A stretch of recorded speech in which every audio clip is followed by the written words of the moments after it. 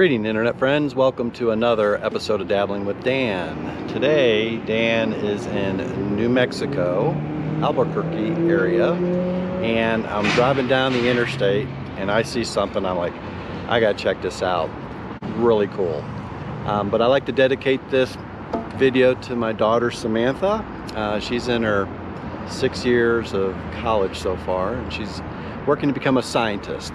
Now, my dad's a scientist, my daughter's a scientist. It's skipped, but this museum appeals to that scientific side of my brain. But where we're at is called the National Museum of Nuclear Science and History. And of course, here on the display are two of these missiles.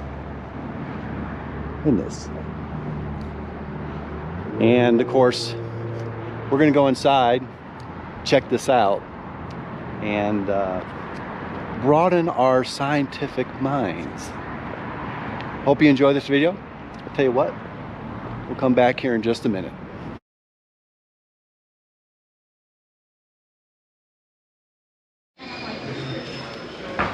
Okay, it was $15 for an adult.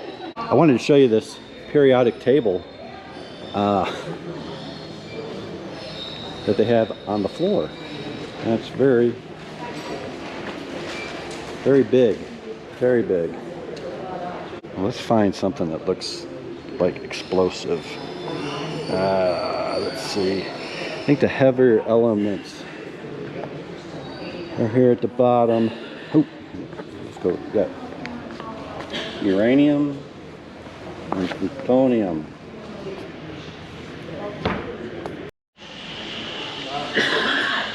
So this looks like a laboratory. Very interesting lead scientific equipment. This is a Norton bomb site. It was on all of the 4-engine bombers were used to deliver weapons to the 4-engine bomb. That's the site. Be like, hey honey, what are you doing at your job today? I'm like, just cooking something up. But this is very interesting. I guess these would be bricks, lead, protect the scientists from the radiation that they would be working with.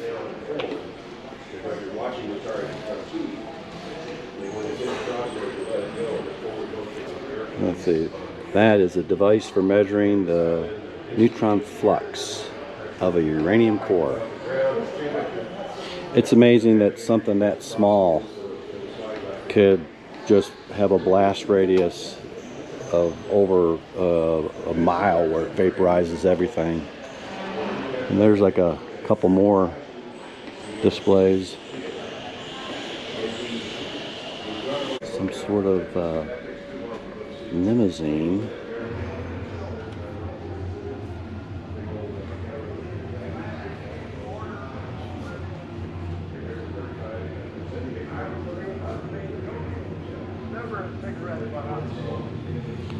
It's called the Gadget. Code name for the first atomic device tested. Obviously this is a replica. I've seen pictures of that. That's science right there.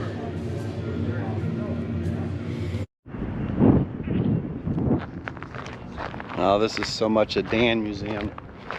This is very interesting. This is a mock-up of the tower that held up and detonated the first atomic weapon in Nevada, I believe. And I guess as high as the bomb was, which it looks like probably maybe 35 feet, and it vaporized the tower. There was nothing left. But here's some information about that Trinity test.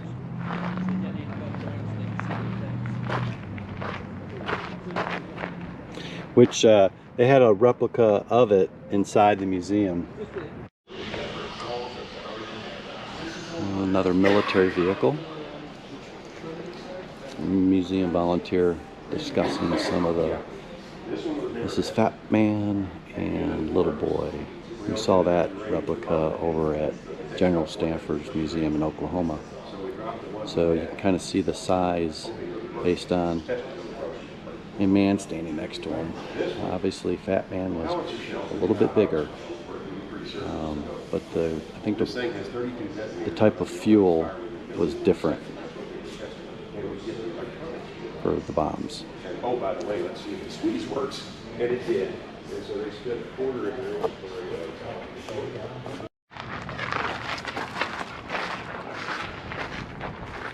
So this display represents the shipping container that they sent Fat Boy in by ship to the South Pacific. This is a mock-up of it.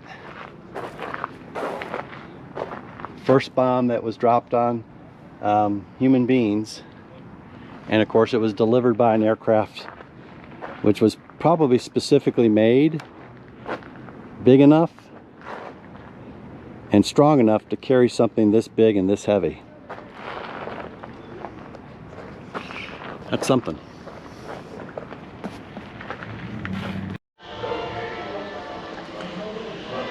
Now in this part of the museum, it looks like there's some artwork, and it's about paintings from the South Pacific where they did a lot of the bombing testing. We'll show you some of the artwork. We won't show you all of it because you really will have to come see this museum.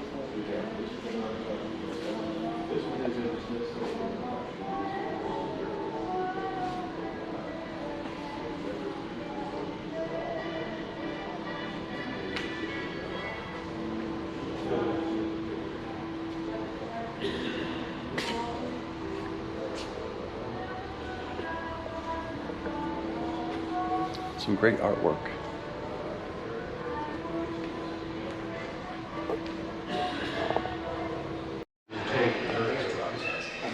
I saw a show about this, the Davy Crockett.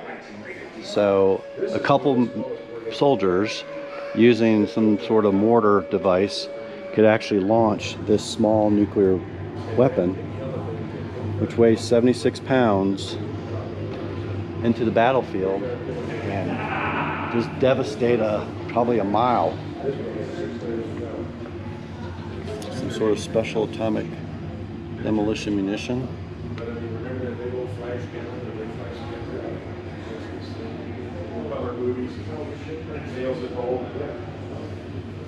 Minuteman thermonuclear warhead.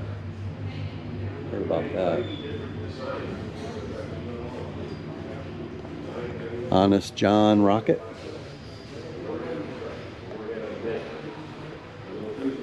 And a bird cage.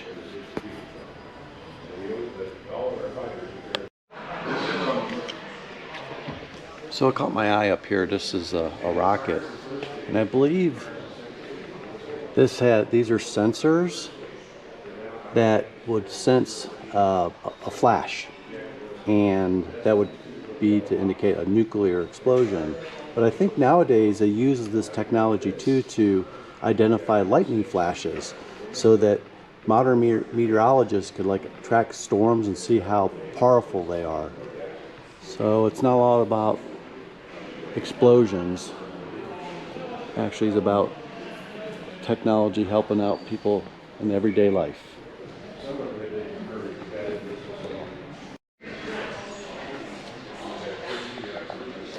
So tucked here in the corner is something that obviously you can't touch, but it's probably some sort of device that they could arm a bomb.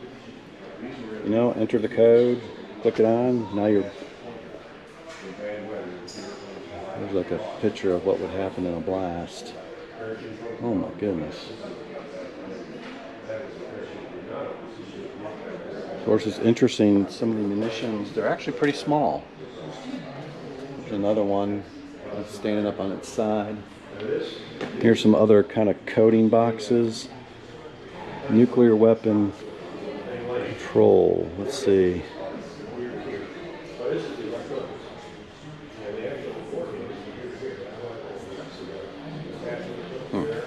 Model of a Ohio class submarine, the inside of the nose cone that would fit on that rocket up there.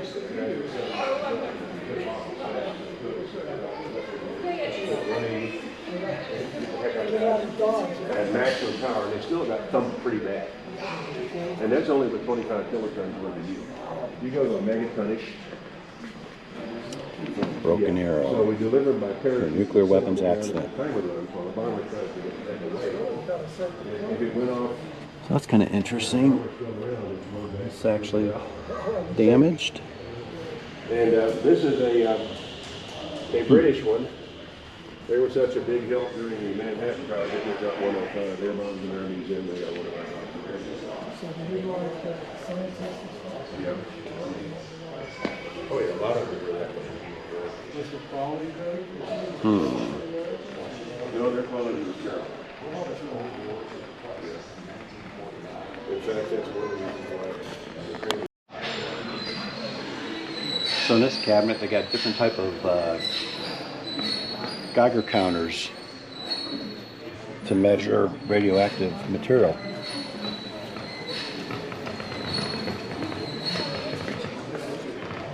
Which I do believe Dabbling Dan needs to get, just to have one. You never know. Check what's radioactive in my house. Of course, we have all heard of radon. Get your house tested for radon. Make sure you have good ventilation in your house. I know that for a fact. Very cool. Let's go over there. My parents have something like that. So great display cabinets and kind of nice signs up on the wall. Oh, and let's check this out. So this is a sample, and this is a little Geiger counter. Let's see what it does when that comes around.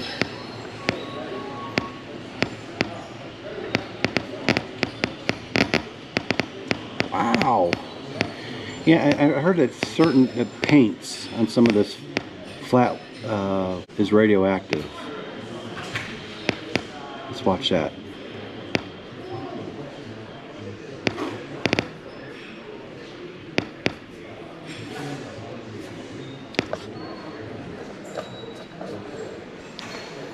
Got radioactive stuff in your house. Probably don't even know it.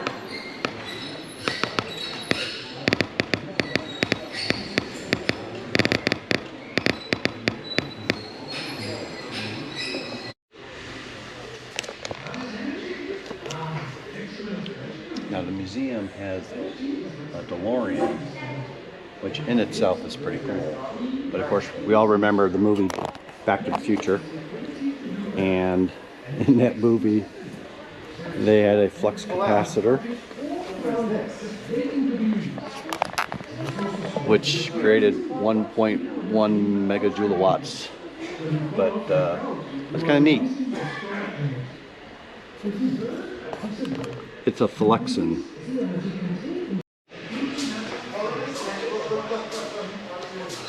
Let's check this out. That's a big missile right there.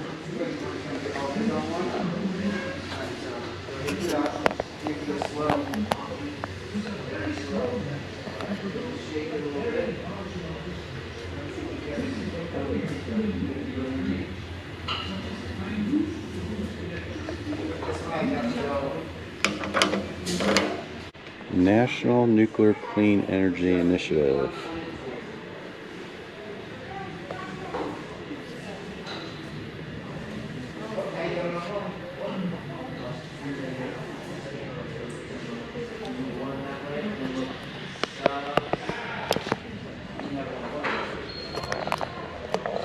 Pretty cool looking race car.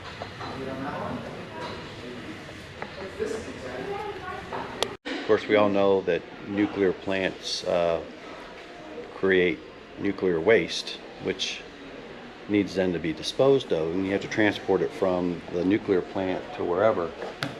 This represents that type of device. Of course, it's very well built. Of course, inside you see a couple like 50 drum containers transporting the nuclear waste. And I guess they just stay in this thing. Of course, those 50-gallon drums and that nuclear material does create heat, so it needs to be able to, I guess, expand. And of course, probably in 300 years they'd have to replace this, maybe, I don't know. But that's very cool, very interesting.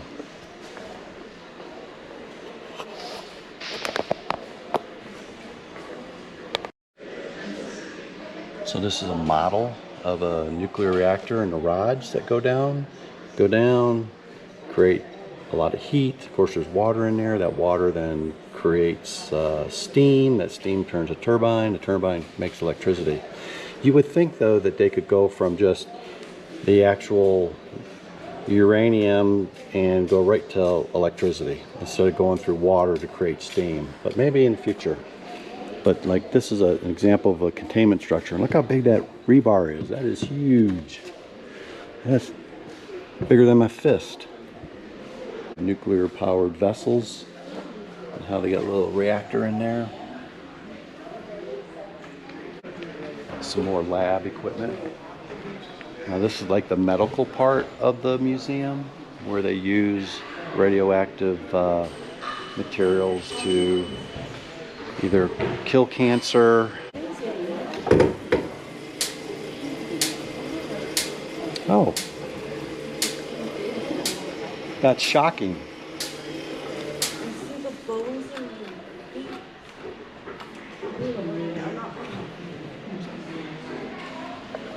That's interesting. Where's the button to that one?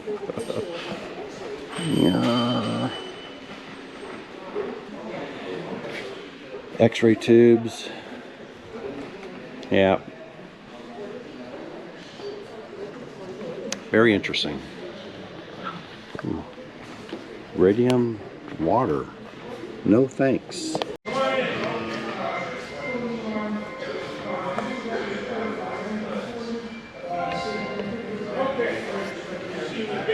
Those are not my feet.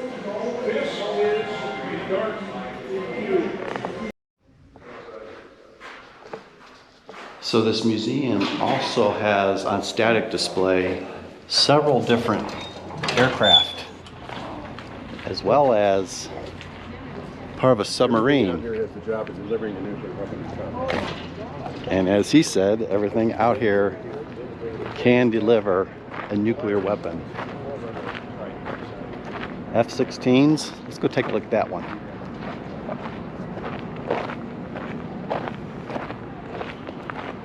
So if you see an F-16 taking off with one of those underneath its wings, and you know, uh-oh, something bad is going to happen somewhere.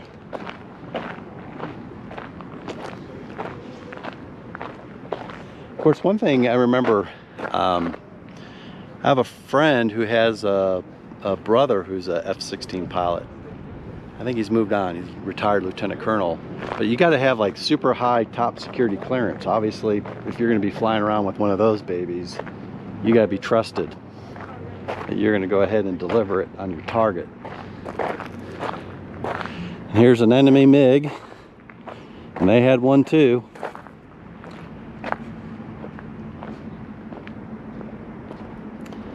Fish bed, MiG-21, supersonic jet fighter.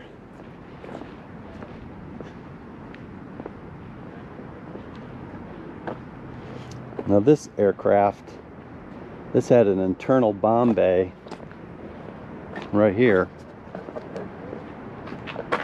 that could open up and then deploy its weapon. And this is the F-105 Thunder Chief. So this is a pretty interesting display. This goes with kind of what they're doing here with this top of the submarine. This would be a door that would be on top of the sub that would open up, and then the missile would be injected using compressed air, and then it would ignite and go off to its target. But this is huge. How do I get that thing in here?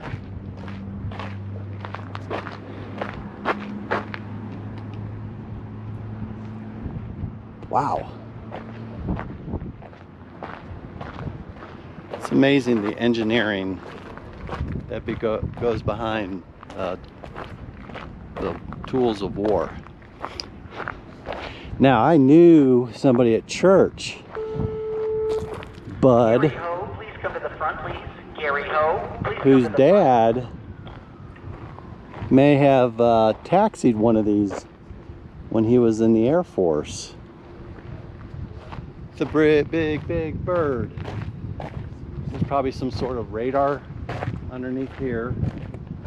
And of course, they have a mock-up of what the nuclear payload would have probably been hauled to the plane in. And there are the bomb bay doors. Two-seater. Odd looking aircraft, but it served its purpose.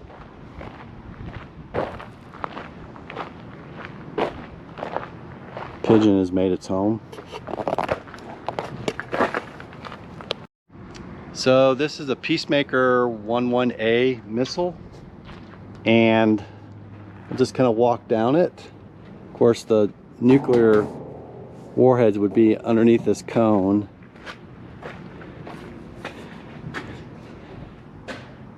Very empty right now. Probably some sort of containment for fuel of some sort, gases, maybe to help position it after it's in orbit. All this would have probably dropped back to the sea. I'm not sure which tank. Obviously this is definitely a rocket booster of some sort.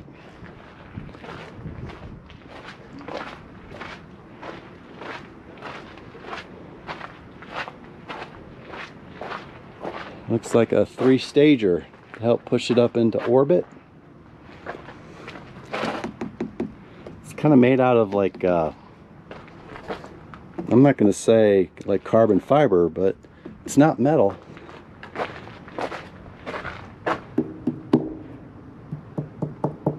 Carbon fiber, maybe it is. Very interesting.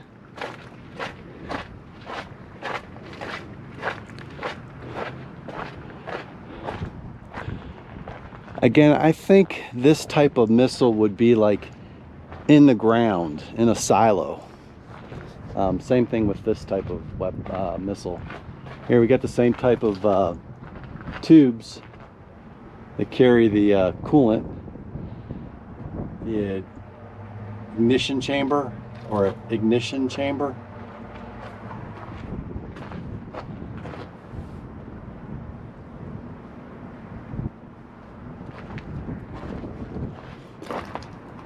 Watched a guy, everyday astronaut. I think this is a rocket motor that it starts to help pump the pumps for the fuel to go into the main engines. I hope I got that right.